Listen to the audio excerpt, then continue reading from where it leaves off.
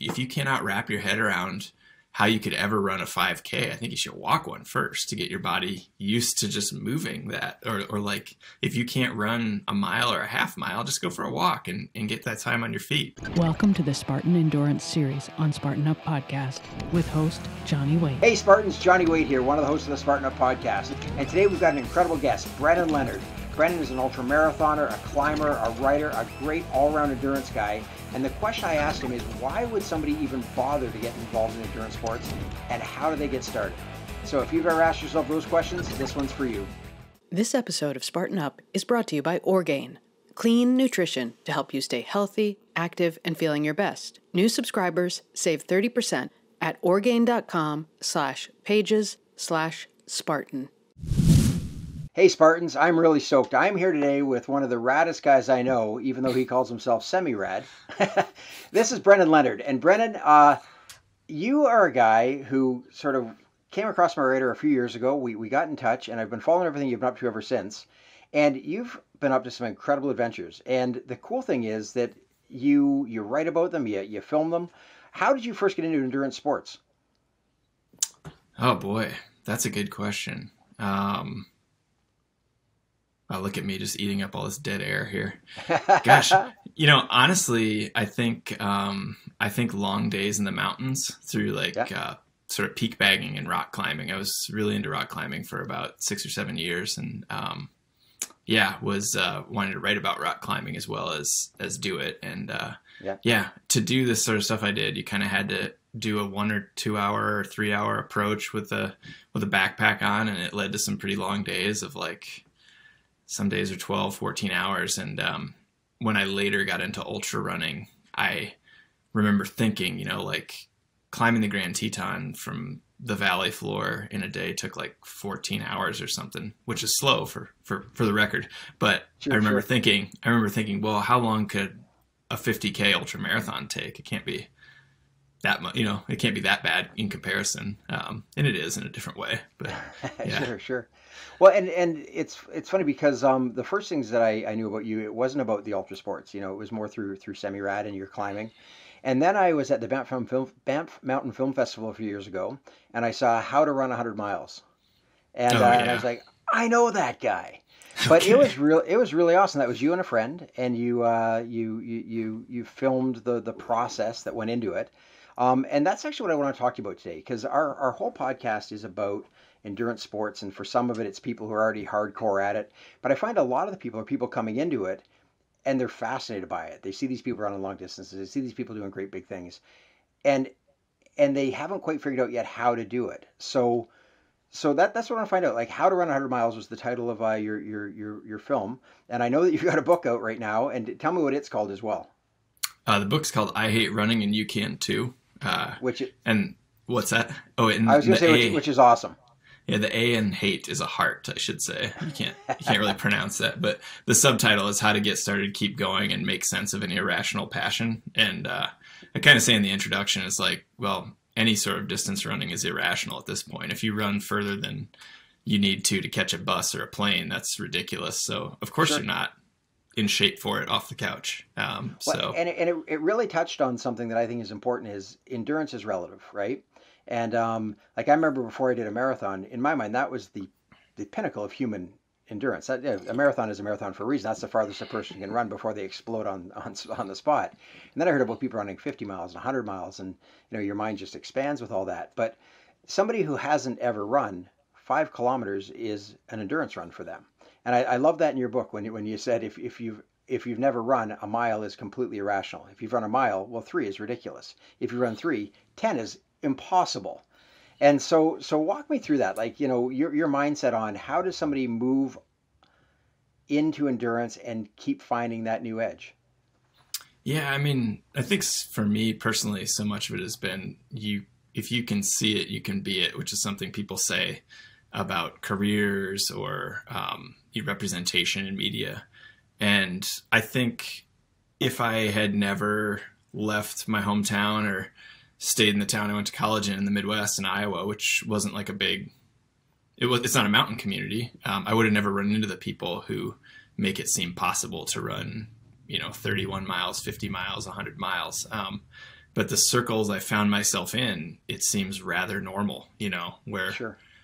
you find yourself in situations sometimes on like a plane or you meet a stranger and you get into that part of the conversation and they're like, that's crazy what you do. And you're like, God, that is kind of crazy, isn't it? You know, the same way, you know, people who do other things, that's, you know, there's all sorts of crazy things. We're fairly siloed in our ways that we communicate with other people. And you can be blown away by a lot of different things humans do these days. But well, and it's funny, yeah. I find so often I forget that what we do is crazy because we know people who do things crazier.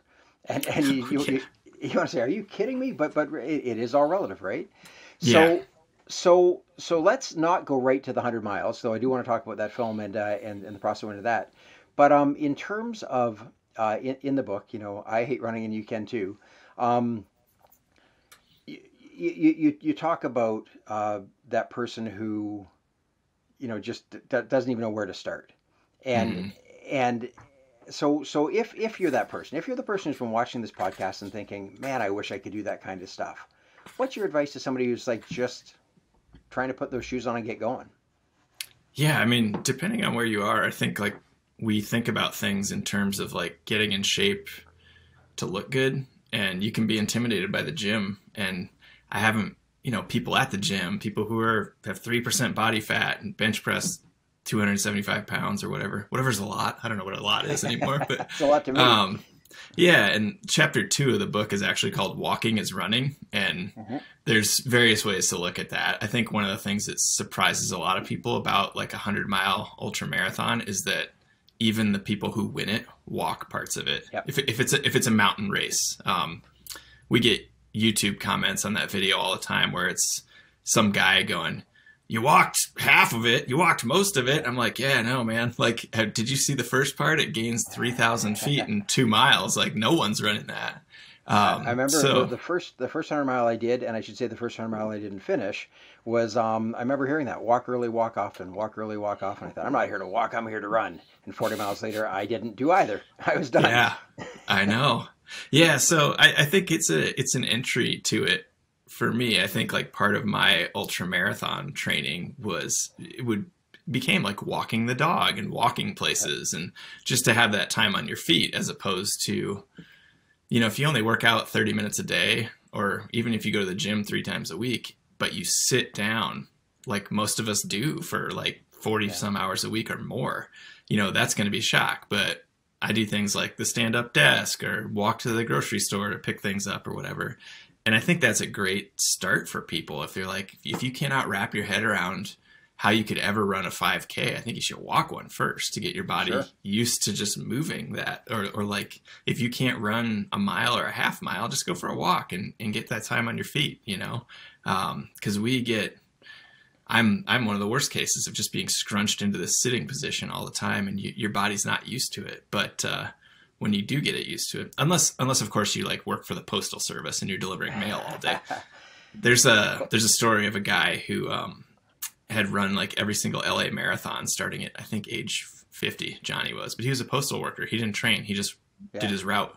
And then he would run parts of the LA marathon, walk parts of it, and he was fine, you know. But that was his training. So I don't know. I think about that a lot. It's funny when you mention that about sitting at a desk. So my other gig, I'm a race director, and I've always prided myself that my activities of daily living are different than most people because I'm in the mountains. I'm all over the place. And for the last year, being a race director has meant that you're sitting at your desk trying to figure out where you can put on a race, when you can put on a race, how you can budget for it, how you can do it for half the cost, how you can get people to sign up, how you can deal with the fact that it's been canceled. And so I've been sitting an unbelievable amount at my desk and realized that it is just about moving. Like, it's about when you go to the post office, don't drive, walk. It's easy. When you go to the grocery store, don't drive, walk. So I love that. So first of all, just get moving. You don't have to move fast. You just have to move. Yeah. And I mean, I actually do a lot of mailing stuff just because of what I do. And I'm shipping books or hats or whatever to people. And a lot of times I'll just take it with me for the first quarter mile of my run, where I run over to the nearest blue box, drop the stuff in there, and then finish my run. But I start my stopwatch, you know, I'm not training hard enough where that's going to make a difference if I stop and drop stuff in the mailbox. But yeah, I think it's hard to get out of that. I have massive inertia, like a lot of people. I'm not one of those people who naturally needs to be like, feels the need to move a lot all day. I could definitely sit down and watch like all three Godfather movies right now, or like the first three Star Wars, and like Yeah. people are like, oh, you can't sit for that long. I'm like, I don't got a problem with it. Have you ever had like Oreos? I mean, I can just sit down and handle that stuff. So I can tap into both sides pretty easily. But the movement is work for me too. Well, and for the person who doesn't move, getting moving is the problem. But once you've started moving, staying in motion, it's what one of the laws of physics is that an obstacle in motion will tend to stay in motion, and Mm-hmm. and I think part of that is something you said about the community. Like you found these people who were just doing these things and it drew you along. And I know a lot of people who would say, yeah, that's great, but you found those people. I haven't found those people, but you're not going to find those people on your coach. You're probably not going to find them under your coach or behind your coach either. But if you do go and you walk, you're going to see other people walking. If you go and sign up for 5K, you're going to meet some people doing 5Ks. And suddenly that starts to pull you forward. You just start to create that social side of it, and that makes a huge difference. So, like I know that you said you'd moved, and I remember reading your first book where you'd moved across the country and found your tribe. So how much of it do you think is that it's just finding people to do things with?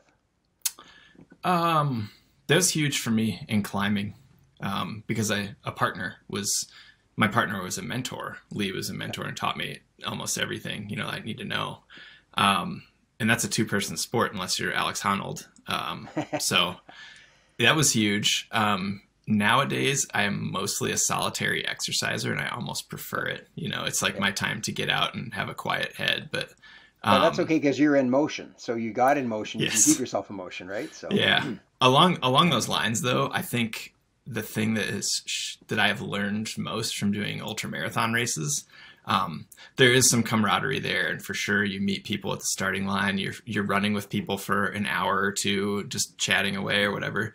But what struck me about it is the first couple of years I was doing them is how everybody at the starting line is not necessarily these super athlete type looking people. Like people look like me, they're like normal jobs, families, have, a few hours a week to train, but they're just screwy in the same way I am, where we all line up and we're like, yeah, we got this stupid gear on and we're all going to try to keep moving for 6 to 24 hours or whatever. And but they look normal. And if you saw them on the street, you may not say, oh, that person over there ran 100 miles last weekend, So it was really mind blowing for me to see that. And I think other sports, maybe it's less like that. Like maybe Ironman triathlons, you see a lot more super ripped people. But I love it, man. I love just the normal people getting after it. Well, and I like myself. One of the funnest things, and it's something I encourage people about trail running, is that when you go to the 5K down at the park on the road, there's a lot of spandex, a lot of garments, a lot of people all stretching and everything else beforehand, which is great. I'm not taking anything away from that. But when you go to a 100-mile trail run and they're getting ready for the gun, and everyone sells a coffee in their hand and they're having a conversation, and the gun goes off and then they go. But it is such a less stressful pace. And again, that's one thing that I love when people say, how can you run so far? I say, well, I'm not running particularly fast. And you're never going anaerobic. You're never gasping for breath because you're at a nice steady pace. But still, to run 100 miles takes a lot. Like I say, I blew up hard at 40 miles. So in terms of your film, How to Run 100 Miles. So tell me how that came about and the fellow you did that with. Yeah. And what you were saying earlier, I think a lot of people have pointed out the difference between road and trail running. Like to me, road running, the way that most people keep it interesting is to try to get faster and better. Yep. And that's not necessarily the goal with trail running. For me, it's exploration. So I think that takes some of the load off. You're not focusing purely on your splits or whatever. You're like, well, sure, that mile did take me 14 minutes, but I climbed 500 some feet, whatever. So I did, in that film, How to Run 100 Miles, I had run a marathon in 2006. I was trying to quit smoking. I had a pack a day habit for 6 years, and that was my way of quitting smoking. And I finished the marathon and thought, that's great. I'm never, ever going to do that again. That was not that fun. It was a road marathon. But I kind of got into, let's see. Yeah, a long time, one of my best friends, Jason, known him for 21 years now. We met in college. But we had the one mountain activity we did together was trail run, because he doesn't ski, or he would climb if I made him, but he was good. But yeah, we would trail run, and we had just kind of been like circling the drain on this whole ultra marathon idea for many, many years, you know, just like, yeah, we'll do that someday. And he finally started going for it and was like, I'm going to do this 50K. That's right outside of town. We don't even have to travel. I'm just going to train for it. And in him describing one of his training runs to me that was just awful, like dehydration, cramping, you know, there's everything that could go wrong within 15 minutes of town went wrong. I thought, that sounds amazing. I think I'm going to try that too. So we ended up, I signed up for the 50K. He actually ended up doing the 50-mile race. And that was our entry, you know. I got through it. I wouldn't say I did. I almost didn't finish because of some knee pain that ended up being an IT band injury, or not injury, but just some pain. Was able to finish, and that was it. So we just kind of worked our way up the ladder of the distances. You know, we did the 50K, and then we tried the 50 miles, and we did another 50 mile, and then it was like, let's try a 100-mile race. And the film, by design, more makes it seem like we were really greenhorns, like we just had no idea what we were doing. We're definitely slow, but we definitely trained enough that we had a pretty good idea what was going to happen up to about mile 60, you know, and then after that, didn't know. But the entire film the point of it to me was to tell his life story, because he's always just been a hero of mine. Because the central theme of his life is positivity and persistence. And I thought, what better way to tell this story than to string it along a 100-mile race? Sure. And we tried to find some of the truisms in ultra running through our training in the race. And yeah, like one of them, as we're talking before, like walking is okay. And as soon as I found that out, I was like, okay, I can do this, you know? Yeah. But there's all sorts of other things, like just weird stuff, like lubricating your body in weird spots and chafing, and how much water you have to carry and how much food you have to eat. And I can't remember if it was you who wrote, and if it wasn't, it's something you would write about the scale, about the things you're allowed to talk to people about at different distances. And you know, once you get to 100 miles, you can tell them where the bodies are buried. You can tell them anything. Yeah. Miles. Yeah, right.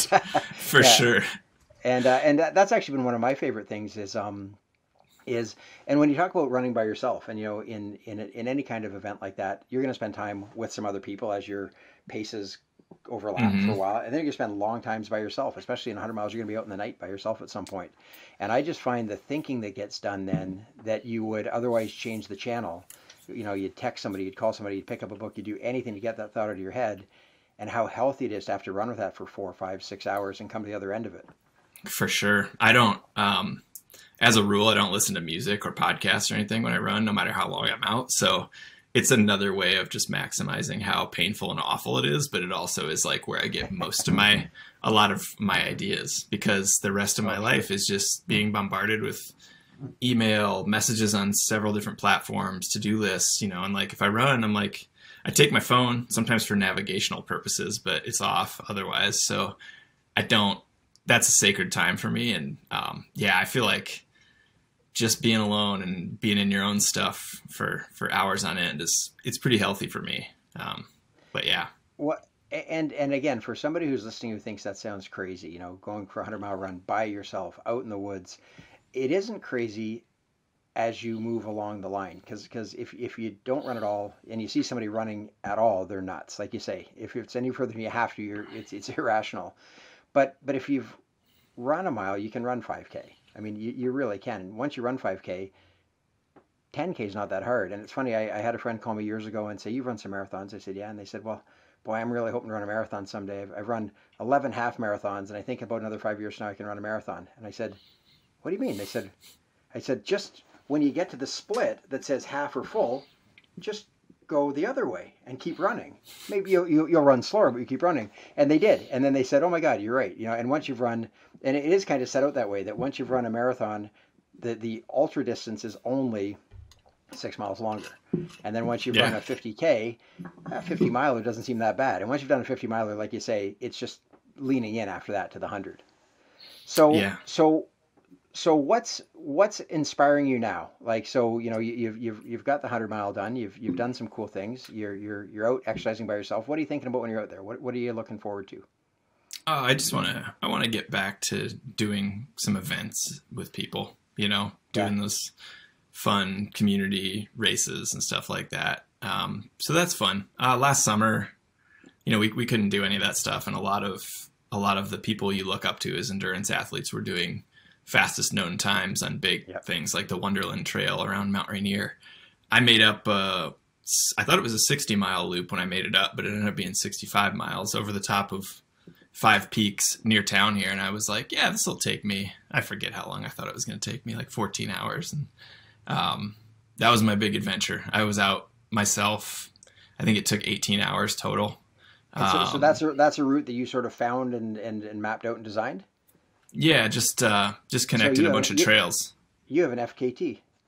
I do. I actually, the idea was to get it up there so that other people could do it, because I'm nowhere near the fastest person in this community, probably even on my block. I don't know, who knows, but I wanted to put it up there because I think it's such a cool, fun idea. But I did it too late in the season, so hopefully people find it interesting enough that someone actually fast does it, because my name is on the FKT website now as the fastest known time. Nice. And I'm like, that's not fast. It's not, but it establishes the route and says, here's the Strava map, and, go do it. It'll be fun. There's no water for the last 30 miles though. So that's the tricky part.